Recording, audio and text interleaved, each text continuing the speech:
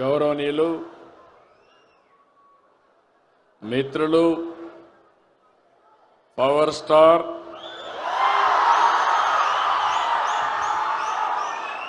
గౌరవ deputy CM Pawan Kalyan గారు,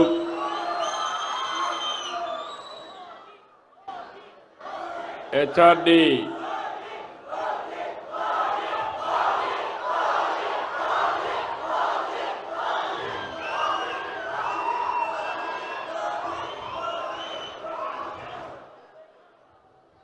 గౌరవ సహచర మంత్రివర్గ సభ్యులు, హ్యూమన్ రిసోర్స్ డెవలప్మెంట్ శాఖ మంత్రి, యువకుడు ఉత్సాహవంతుడు శ్రీ లోకేష్ గారు, రాష్ట్ర బీజేపీ అధ్యక్షులు గౌరవనీయులు పిఎన్వి మాధవ్ గారు, సహచర మంత్రివర్గ సభ్యులు రామ్ ప్రసాద్ రెడ్డి గారు, సత్యకుమార్ యాదవ్ గారు, స్థానిక శాసనసభ్యులు బోండా ఉమా గారు, విజయవాడ పార్లమెంట్ సభ్యులు కేశినేని శివనాథ్ గారు, ఈరోజు ఈ కార్యక్రమంలో భాగస్వాములైనటువంటి ఆడబిడ్డ బెనిఫిషరీ లలిత గారు, ఇంకొక పక్కన ఇంకొక బెనిఫిషరీ శ్రీనివాసరావు గారు, ఈ కార్యక్రమాన్ని సమర్థవంతంగా నిర్వహించినటువంటి కృష్ణబాబు గారు, గౌరవ శాసనసభ్యులు శ్రీనివాస్ గారు, కలెక్టర్ లక్ష్మీషా గారు, అందరికంటే ప్రత్యేకంగా ఆటో డ్రైవర్లందరికీ పేరు పేరున మీ అందరికీ అభినందనలు, శుభాభినందనలు.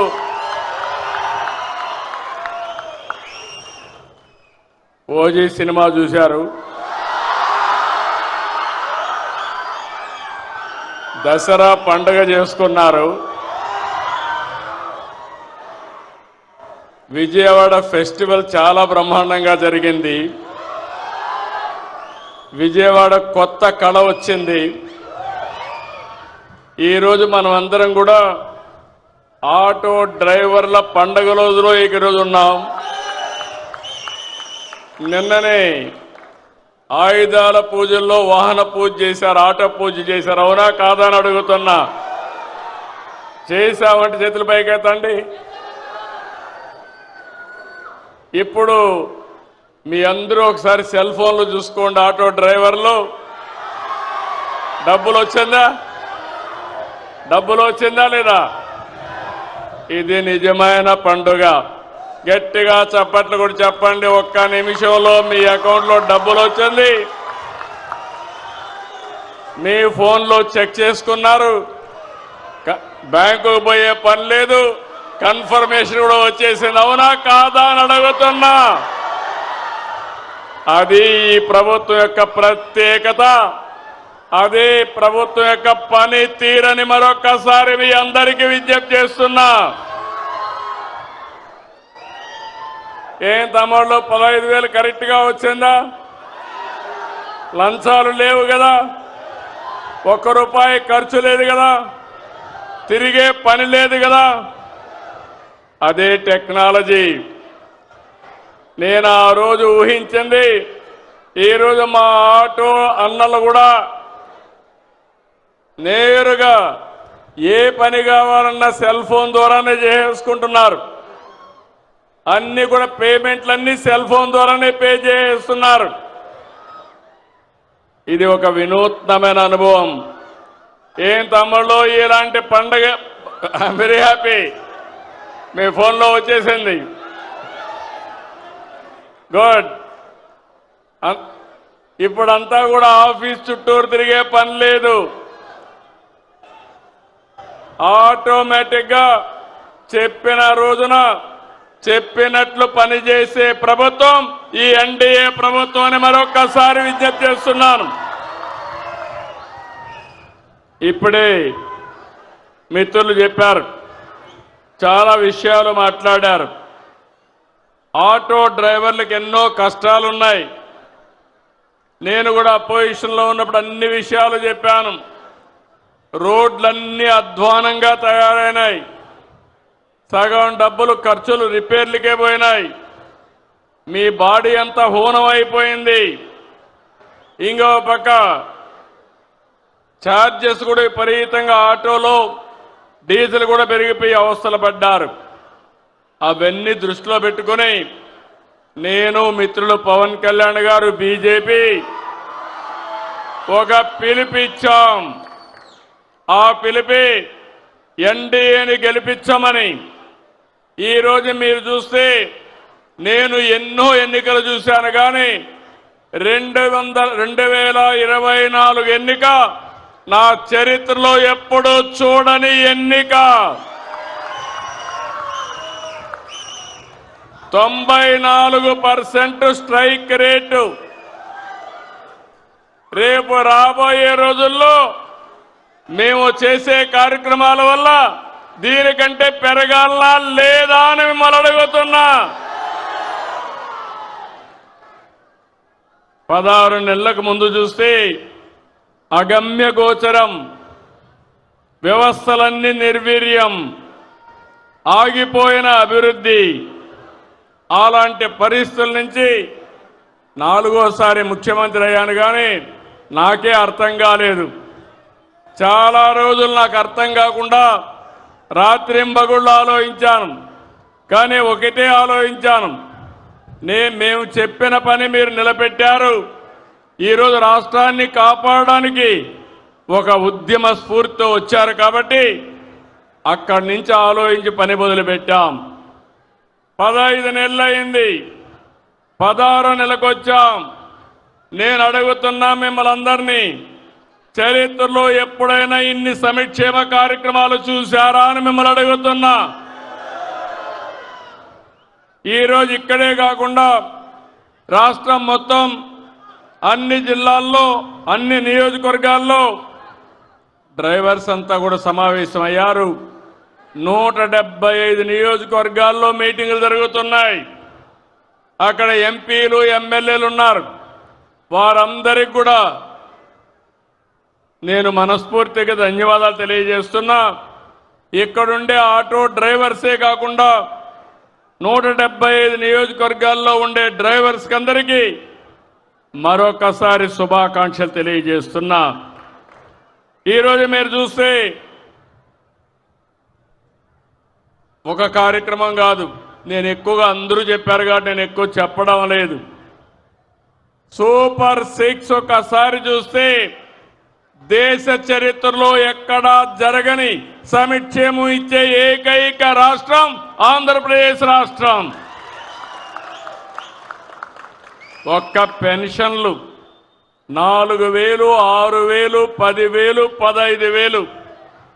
ఇప్పుడే మా ఆడబిడ్డ చెప్పింది, ఆవిడ ఒక ఆటో డ్రైవర్, ఆవిడికి 15,000 వచ్చింది. పిల్లలు 2 చదువుకుంటున్నారు, 30,000 అకౌంట్లో వచ్చింది. తండ్రి నేరుగా కావలిలో ఉంటే ఆటో ఇంట్లో పెట్టి కావలికి 10 రోజులకు 15 రోజులకు వాళ్ళ తల్లిదండ్రులు చూడడానికి పోతా ఉంది.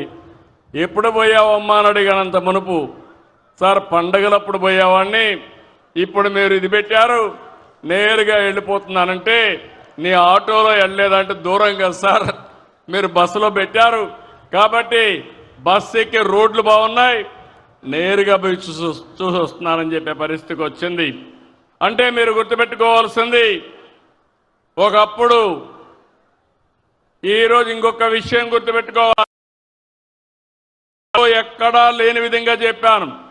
33,000 కోట్ల రూపాయలు పింఛన్ల కోసం ఖర్చు పెట్టే ఏకైక ప్రభుత్వం మన రాష్ట్ర ప్రభుత్వం ఎన్డీఏ. మన తర్వాత తెలంగాణ 8,000 ఖర్చు పెడుతున్నారు, 8,000 కోట్లు. అంటే ఈరోజు సంక్షేమం అంటే ఏ విధంగా చేస్తున్నామో మీరే చూశారు. మా ఆడబిడ్డలను చూస్తున్నా, ఎక్కడ చూసినా ఫుల్ జోష్లో ఉన్నారు. ఎక్కడికి కావాలంటే మగవాళ్ళని అడిగే పని లేదు.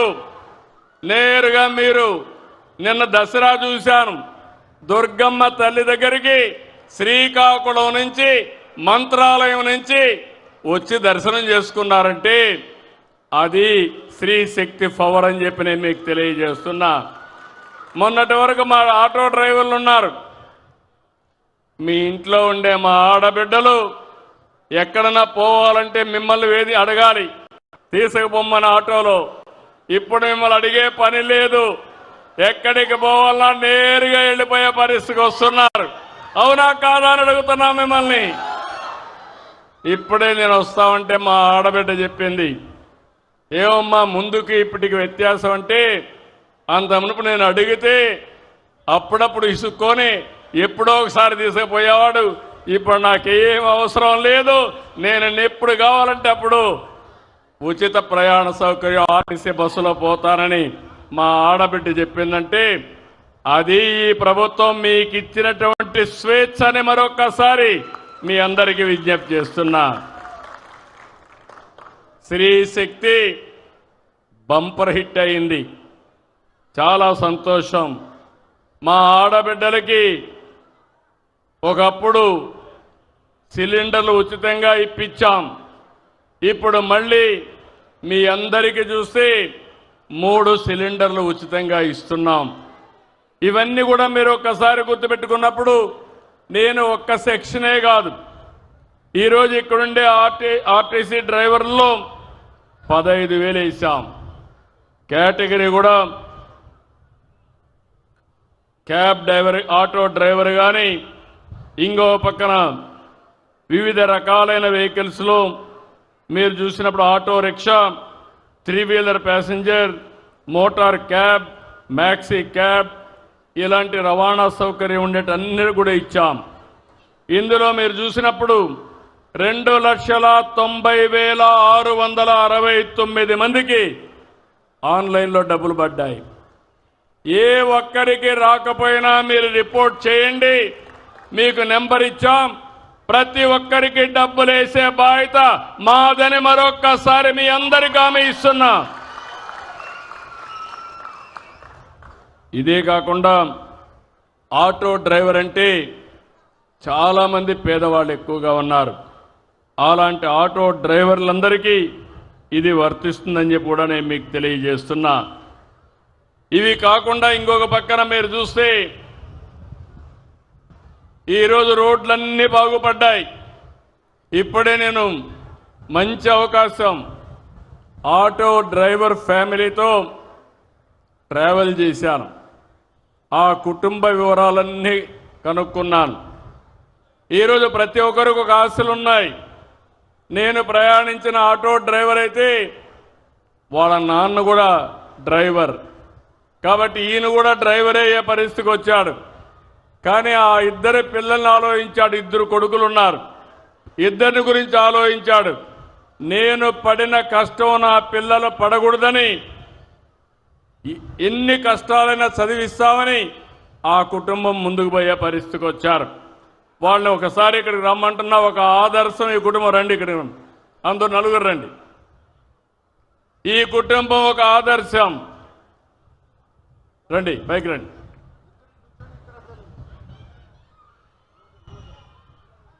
ఈ కుటుంబం తమ్ముళ్ళు కూర్చోండి అమ్మా, ఒక్క నిమిషం మీరు అటు కూర్చోవాలి, వెనకాల కనపడాలి. వీళ్ళు చూస్తే నీ పేరు అఫ్సర్ ఖాన్ చూస్తే ఈరోజు ఆయన భార్య ఆయన కష్టపడి 2 పిల్లల్ని బ్రహ్మాండంగా చదివిస్తున్నారు.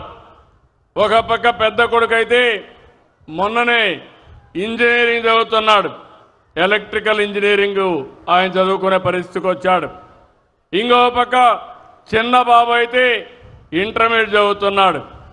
10th క్లాస్లో స్టేట్లో 4వ ర్యాంక్ వచ్చిన అభ్యర్థి ఈ చిన్న బాబు.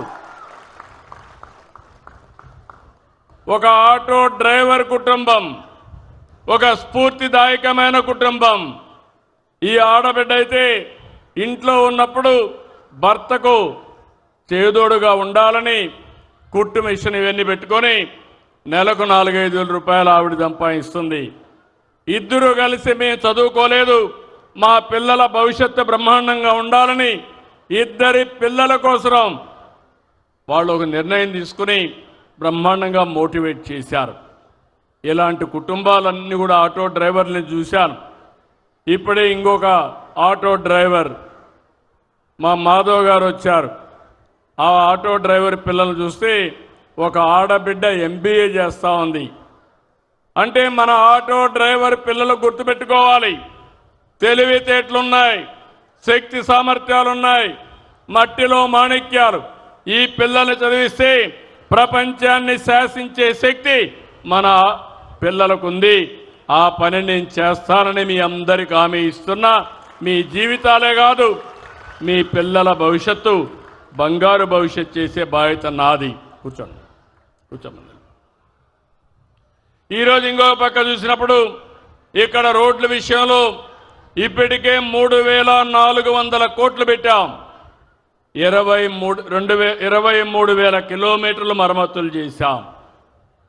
నేను ఒకటే హామీ ఇస్తున్నాను, భవిష్యత్తులో ఎక్కడా పార్ట్ హోల్సే ఉండవు. పోయిన 5 ఏళ్ళు గుంతలే గుంతలు. నేను రోడ్డు వేసి వెళ్ళాం, వాళ్ళు వచ్చి గుంతలు దువ్వే పరిస్థితికి వచ్చారు. ఇప్పుడు మళ్ళీ నేను అన్ని పూడ్చాను. మళ్ళీ శాశ్వతంగా గుంతలు పడే పరిస్థితి రాకుండా చూసుకునే బాధ్యత మీదని ఆటో డ్రైవర్లందరికీ విజ్ఞప్తి చేస్తున్నా. ఇంకొక పక్క మీరందరూ చూస్తే ఇంట్లో నుంచి గ్యాస్ అంతా వంట చేసుకోవాలంటే రూపాయి ఖర్చు లేదు. నిత్యావసర వస్తువులు ఇస్తున్నాం. ముసలి వాళ్ళుంటే పింఛన్లు ఇస్తున్నాం. పిల్లలుంటే వాళ్ళు ఎంత హ్యాపీగా ఉన్నారంటే మా కూటమి నాయకులు ఎక్కడికి పోయినా పిల్లలు మాత్రం 2 వేళ్లు చూపిస్తూ మాకందరికీ అభినందనలు తెలియజేస్తున్నారు. ఏ పిల్లలను చూసినా దానికి కారణం పిల్లలు భారం కాదు. ఎంతమంది పిల్లలుంటే అంతమంది పిల్లలకు 15,000 రూపాయలు ఇచ్చే బాధ్యత మాది. ఇదొక పెద్ద సంపద మనందరికీ. పిల్లల్ని బాగా చూసుకుంటున్నారు. అక్కడి నుంచి స్కూలుకు పోతే సన్న బియ్యంతో బ్రహ్మాండమైన మధ్యాహ్న భోజనం పెడుతున్నాం. ఇంకో పక్క పుస్తకాలు కానీ అదే మాదిరిగా యూనిఫామ్ కానీ అవన్నీ ఇచ్చే పరిస్థితికి వచ్చాం. ఇలాంటివన్నీ మీరు చూసినప్పుడు పేదవాళ్ళకి ఎలాంటి ఇబ్బంది లేకుండా మీ జీవన ప్రమాణాలు పెంచడమే కాకుండా మీ పిల్లల భవిష్యత్తు బాగుండాలనే ఉద్దేశంతో ఇవన్నీ చేస్తున్నాం. ఇప్పుడు మీరు బయట వస్తే అన్నా క్యాంటీన్లో 5 రూపాయలకే టిఫిన్ అవునా కాదా అని అడుగుతున్నా. అంత మునుపు మీ వల్ల మా ఆడబిడ్డలకు భారం. మీరు 6 గంటలకు పోవాలి, వాళ్ళు 4 గంటలకు లేయాలి. లేచి వంట చేసి మీకు ఒక ప్యాకెట్ ఇవ్వాలి, క్యారియర్ ఇవ్వాలి. ఇప్పుడు ఆ ఇబ్బంది లేదు. ఎక్కడ ఆకలేస్తే అక్కడ భోంచేసే ఏర్పాటు చేసింది ఈ ప్రభుత్వం అవునా కాదా అని మిమ్మల్ని అడుగుతున్నా. అలాంటి అన్నా క్యాంటీన్లు కూడా దెబ్బతీసే పరిస్థితికి వచ్చారు. ఈరోజు ఒకటే హామీ ఇస్తున్నా, 175 నియోజకవర్గాల్లో 175 అన్నా క్యాంటీన్లు ఉంటాయని చెప్పి నేను మీకు తెలియజేస్తున్నా. ఈరోజు మనందరం పోటీ ప్రపంచంలో ఉన్నాం, నాలెడ్జ్ ఎకానమీలో ఉన్నాం. పిల్లల్ని బాగా చదివించండి. అంతేకాదు ఈరోజు కొత్తగా మీరు చూస్తే ఇంటిపైనే కరెంటు ఉత్పత్తి చేసుకునే పరిస్థితికి వచ్చాం. విజయవాడలో చాలా సంతోషం, అన్ని వెహికల్స్ కూడా CNGకి మార్చారు. ఇది శుభ పరిణామం. 100కి 98% వెహికల్స్ అన్ని CNG వెహికల్స్ ఉన్నాయి. ఆటో డ్రైవర్ని మనస్ఫూర్తిగా అభినందిస్తున్నా. మంచి పని చేశారు మీరు. రాబోయే రోజుల్లో వీలైనంత వరకు CNG కానీ ఎలక్ట్రికల్ వెహికల్స్ పోతామని చెప్పి కూడా నేను మీకు తెలియజేస్తున్నా. ఈ కార్యక్రమాన్ని కూడా మనం ముందుకు తీసుకెళ్తాం. ఇది కాకుండా ఇంకో పక్కన మీరందరూ చూస్తే ఈ రాష్ట్రంలో అందరి ఆరోగ్యం కోసం ఇక్కడే మా ఆరోగ్య శాఖ మంత్రి ఉన్నాడు. యూనివర్సల్ హెల్త్ ఇన్సూరెన్స్ చేశాం. అది 2,50,000 రూపాయలకు అందరికీ చేశాం. పేదవాళ్ళందరికీ 25 లక్షల రూపాయలు ఖర్చు పెట్టి మీ ఆరోగ్యాన్ని కాపాడే బాధ్యత ఈ ప్రభుత్వాన్ని చెప్పి మరొక్కసారి హామీ ఇస్తున్నా. ఇలాంటి వినూత్నమైన కార్యక్రమాల్లో ఇంకో పక్క మీ అందరూ గుర్తుపెట్టుకోవాలి, ఎక్కడ కూడా మీకు వేధింపులు ఉండవు. అదే సమయంలో అటు ఇటు వెళ్ళిపోతా ఉంటే మీరు కూడా పోలేరు. మళ్ళీ ఆ విషయం కూడా గుర్తుపెట్టుకోవాలి. క్రమశిక్షణ అవసరం. అదే సమయంలో మీకోసం నేను ఒకటే హామీ ఇస్తున్నా, జీవోల ఏదైతే జరినామాల జీవో ఉందో దాన్ని రద్దు చేస్తాం. కానీ మీరు గుర్తుపెట్టుకోవాల్సింది, మీరు తిరుగుతా ఉంటే ఎక్కడికక్కడ సీసీటీవీ కెమెరాలు ఉంటాయి, రికార్డ్ అయిపోతాయి. మీరు అనవసరంగా కయాస్ క్రియేట్ చేస్తే దానివల్ల మీకు కూడా నష్టం. మిమ్మల్ని ఎడ్యుకేట్ చేస్తాం, రోడ్లు బాగేస్తాం, మీకోసం ఒక సంక్షేమ బోర్డు పెడతాం. నా ఒక్క చిన్న కోరిక, మీరు కూడా క్రమశిక్షణగా ఉండి 10 మందికి చెప్పి దానివల్ల టూరిజం అభివృద్ధి అవుతుంది, లా అండ్ ఆర్డర్ మెయింటైన్ అవుతుంది. మీ జీవితాలే కాకుండా ప్రయాణం చేసే వ్యక్తుల యొక్క ప్రయాణం కూడా సుజావుగా ఉంటుందని చెప్పి కూడా నేను మీకు తెలియజేస్తున్నా. అదే సమయంలో ఏవైతే ఆటో డ్రైవర్లందరికీ ఫేజ్డ్ మేనర్ మీ వెహికల్స్ అన్ని మార్చడానికి, ఈవీ వెహికల్స్ చేయడానికి కూడా ముందుకు పోతాం. ఫిట్నెస్ టెస్టులలో కానీ చాలా ట్రాన్స్పరెన్సీ చేస్తాం. చలానాల సిస్టమ్ సరళీకృతం చేస్తాం. బ్రేక్ లైసెన్స్ టెస్టింగ్ కేంద్రాల విస్తరణ ఇవన్నీ కూడా చేపడతామని చెప్పి కూడా నేను మీకు తెలియజేస్తున్నా. ఇవన్నీ కూడా ఒకటే మీ అందరికి గుర్తుపెట్టుకోవాలి. ఈరోజు ఈ ప్రభుత్వం పేదల ప్రభుత్వం, మధ్యతరగతి ప్రభుత్వం. ఈరోజు టెక్నాలజీ ఏజ్లో ఉన్నాం. నేను వస్తా ఉంటే మా ఆడబిడ్డని అడిగాను, డ్రైవర్ని అడిగాను. అడిగితే ఒకటే మాట అన్నాడు, సార్ టెక్నాలజీని నేను కూడా ఉపయోగించుకుంటున్నా. ఒకప్పుడు నేను ఏదైనా కట్టాలంటే బ్యాంకుకు పోయేవాడిని, ఇప్పుడు బ్యాంకు కూడా పోయే పని లేదు, నా సెల్ ఫోన్ ద్వారానే అన్ని కూడా కరెంటు ఛార్జీ కానీ అన్ని కట్టేస్తున్నాననే పరిస్థితికి వచ్చాడు. దేశంలోనే మొట్టమొదటిసారిగా వాట్సాప్ గవర్నెన్స్ పెట్టి 750 సేవలు నేరుగా మీకు అందించిన ఏకైక ప్రభుత్వం ఎన్డీఏ ప్రభుత్వం. టెక్నాలజీని పర్ఫెక్ట్గా ఉపయోగిస్తున్నాం. పేదవాళ్ళ కోసం ఉపయోగిస్తున్నాం, ప్రజల కోసం ఉపయోగిస్తున్నాం, సంపద సృష్టించడానికి ఉపయోగిస్తున్నాం. నేను ఆ రోజు ఒక మాట చెప్పాను. ఆ రోజు నేను చెప్పింది, మీ అందరూ కూడా సహకరించండి, మళ్ళీ రాష్ట్రంలో అభివృద్ధి ప్రారంభిస్తాం. ఇంకో పక్క సంక్షేమ కార్యక్రమాలు ఇస్తాం, సుపరిపాలన తెస్తాం, రాష్ట్రాన్ని పునర్నిర్మాణం చేస్తామని ఆ రోజు చెప్పాను. అదే మాదిరిగా 15 నెలల్లో మీరు చూస్తే ఈ అన్ని కార్యక్రమాలు చేసే పరిస్థితికి వచ్చాం. నేను అడుగుతున్నా, 15 నెలల కంటే ఇప్పుడు మెరుగైన పాలన ఉందా లేదా? తమ్ముళ్ళు మీరే చెప్పండి. సంక్షేమ కార్యక్రమాలు అర్హులకు అందుతున్నాయా లేదా? మీరే చెప్పండి. అభివృద్ధి బాగుందా లేదా అని మిమ్మల్ని అడుగుతున్నా. ఈరోజు కేంద్రం కూడా మీరు చూస్తే జీఎస్టీ తీసుకొచ్చారు. జీఎస్టీ ద్వారా సూపర్ సేవింగ్స్, దసరా, దీపావళి, ఇంకో పక్క సూపర్ 6, ఇప్పుడు ఇంకో పక్క సూపర్ జీఎస్టీ. ఈ జీఎస్టీ వల్ల మీరు కొనే వస్తువుల రేట్లు బాగా తగ్గిపోతున్నాయి. మీకు కూడా వెసులుబాటు వస్తూ ఉంది, కొనుగోలు శక్తి పెరుగుతూ ఉంది. పేదవాడు అవసరమైతే ఎలక్ట్రానిక్స్ కొనుక్కోవాలంటే, ఫ్రిడ్జ్ కొనుక్కోవాలన్నా, ఏసీ కొనుక్కోవాలన్నా, ఫ్యాన్ కొనుక్కోవాలన్నా, నిత్యావసర వస్తువులు అందుబాటులో ఉండాలన్నా ఈ సూపర్ జీఎస్టీ బ్రహ్మాండంగా పనిచేస్తుందని చెప్పి కూడా నేను మీకు తెలియజేస్తున్నా. ఇలాంటి వినూత్నమైన కార్యక్రమాలు వచ్చినప్పుడు నిన్న మొన్న నేను చూశాను. వైబ్రెంట్ విజయవాడ చాలా బాగా చేశారు. 11 రోజులు శబాష్ విజయవాడ, వండర్ఫుల్ వర్క్ చేశారు విజయవాడ వాసులందరూ కూడా. మామూలుగా కాదు, నేను ఎప్పుడు చూశాను కానీ 7 రోజుల్లో 240 ఈవెంట్లు పెట్టి పుర ప్రముఖులందరూ కలిసి, ప్రభుత్వం కలిసి, ప్రజాప్రతినిధులు కలిసి ఒక బ్రహ్మాండమైన వాతావరణాన్ని క్రియేట్ చేశారు. ఒకప్పుడు దసరా అంటే బెంగాల్, దసరా అంటే మైసూర్, ఇప్పుడు దసరా అంటే విజయవాడ. అవునా కాదా? కొత్త చరిత్ర.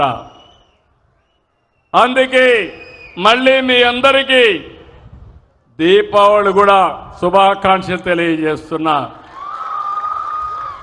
అయితే ఈ సందర్భంగా ఒక విషయం మీకు చెప్తున్నాను. పండుగలు మన భారతీయ సంస్కృతిలో భాగం.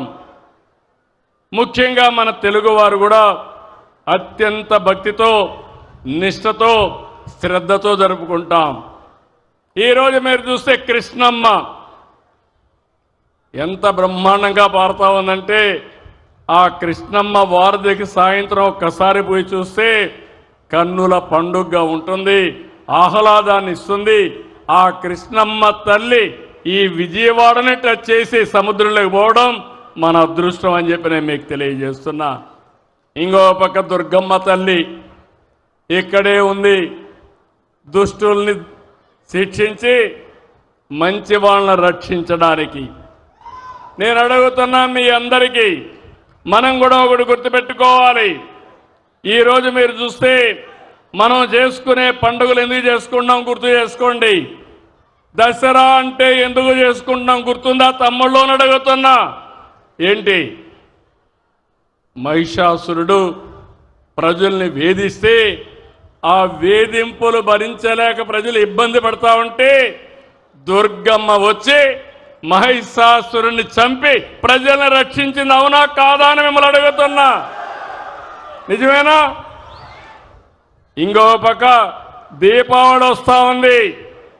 దీపావళి అంటే అప్పుడు నరకాసురుడు ఒక రాక్షసుడు ఉండేవాడు. ఆ రాక్షసుడు అందరినీ ఇబ్బందులు పెట్టేవాడు.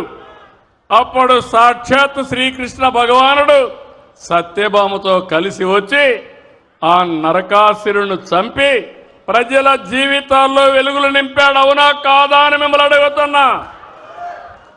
అందుకే దీపావళి బ్రహ్మాండంగా చేసుకుంటున్నాం. దసరా బ్రహ్మాండంగా చేసుకుంటున్నాం. దీంట్లో ఒక మెసేజ్ ఉంది. దుష్టుల్ని ఎట్టి పరిస్థితుల్లో ఉపేక్షించకూడదని నేను అడుగుతున్నా. ఇప్పుడు మిమ్మల్ని అందరినీ 19/2004లో ఏం తమ్ముళ్ళు ఎవరన్నా నవ్వే పరిస్థితిలో ఉన్నారా ఈ రాష్ట్రంలో? పండుగలు చేసుకునే పరిస్థితిలో ఉన్నారా ఈ రాష్ట్రంలో?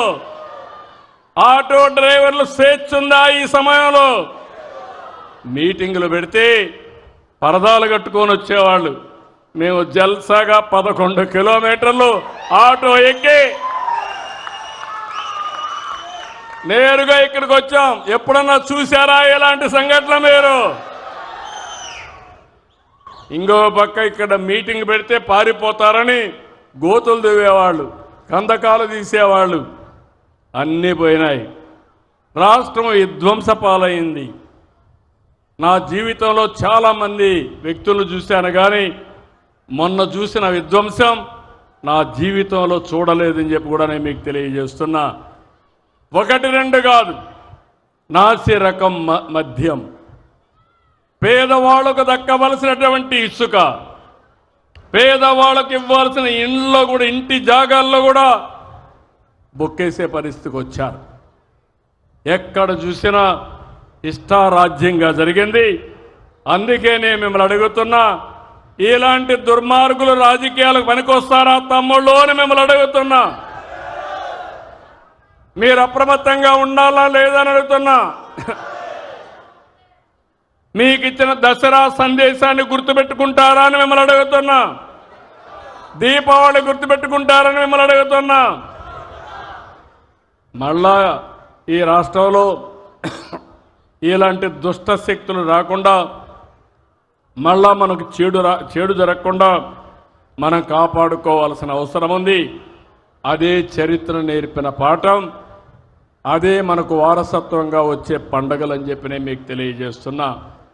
ఈరోజు మిమ్మల్ని కోరేది, ఎక్కడికక్కడ వైకుంఠ పాడి వద్దు.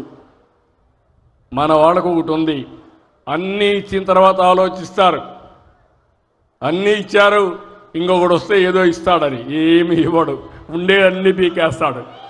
ఆ విషయం మీరు గుర్తుపెట్టుకోవాల్సిన అవసరం ఉంది. ఎప్పుడు కూడా ఒకటి గుర్తుపెట్టుకోవాలి. ఈరోజు గుజరాత్లో 25 సంవత్సరాల నుంచి ఒకటే పరిపాలన ఉంది, అదే బీజేపీ పరిపాలన.